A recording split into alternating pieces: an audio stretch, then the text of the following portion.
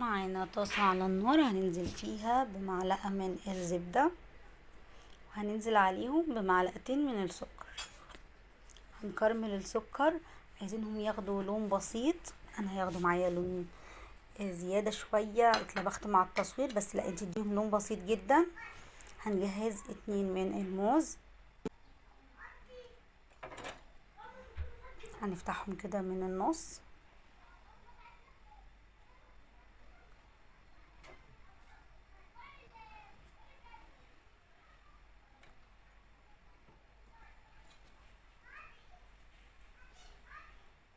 بنفس الطريقة كده افتحيهم. بصي هي اغمقت شوية، بصي من الناحية التانية المفروض تكرمل ما تغمقش مني كده، بس طبعا مع التصوير انا اتلبخت.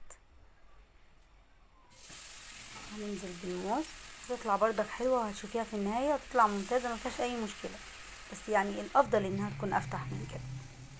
تمام، نزلنا بالموز،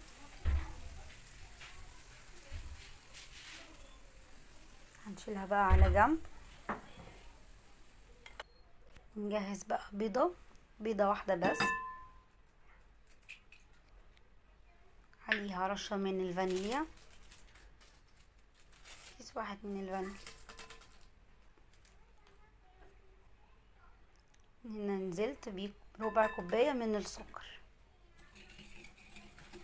ممكن تزودي شوية لو بتحبي الحاجة مسكرة، بس ربع كوباية سكر مظبوطة، وربع كوباية من الزيت، وربع كوباية من اللبن.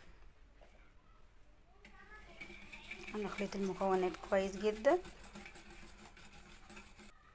هننزل عليهم بربع كوباية في البداية، هننزل بربع كوباية من الدقيق، وعليهم معلقة من البيكنج باودر، معلقة الا ربع كده، وهنقلب كويس جدا المكونات مع بعض. بعد كده الربع كوباية الدقيق التانية هننزل بيها واحدة واحدة.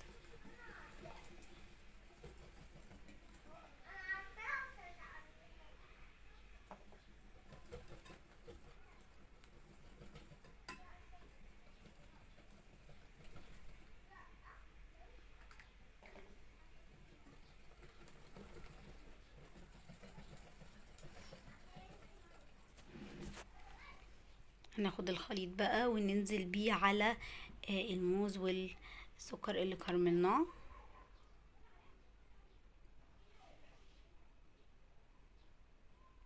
هنحطها بقى على النار، على نار هادية جدا زي الشمعة، نار هادية جدا جدا، ونغطيها بغطا محكم، يكون الغطا يعني مفيهوش فراغات.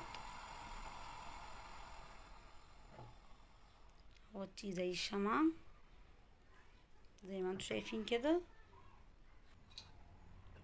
وغطيها ونسيبها بقى اقل حاجة 20 دقيقة بس. بردك بصي عليها من تحت كده، شوفيها استوت ولا لا، وحطي فيها خلة سنان كده تعرفي من النص اذا كان استوت ولا لا. هي استوت معايا وطلعت كويسة جدا. هبتدي بقى اقلبها، خدت معايا تقريبا 20 دقيقة. بصي بقى منظرها رهيب. الحته اللي لونها غامق دي الكراميل اللي غمقت معايا واحنا بنعملها واحنا بنكرملها، ولكن لو كان اللون معاكي مظبوط كانت هتطلع معاكي مظبوطه، ورغم كده طلعت تحفه ممتازه. وهتشوفيها من جوه بقى مستويه وعامله ازاي، بجد رهيبه. انا بعد كده مش هعملها غير بالطريقه دي.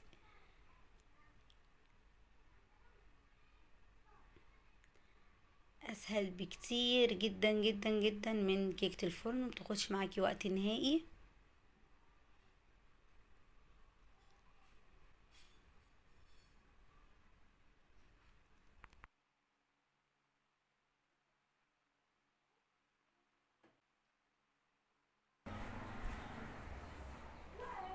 الكاميرا كمان ظلماها، مش قادره اوريكم من جوه هشه وطريه ازاي، فظيعه بجد.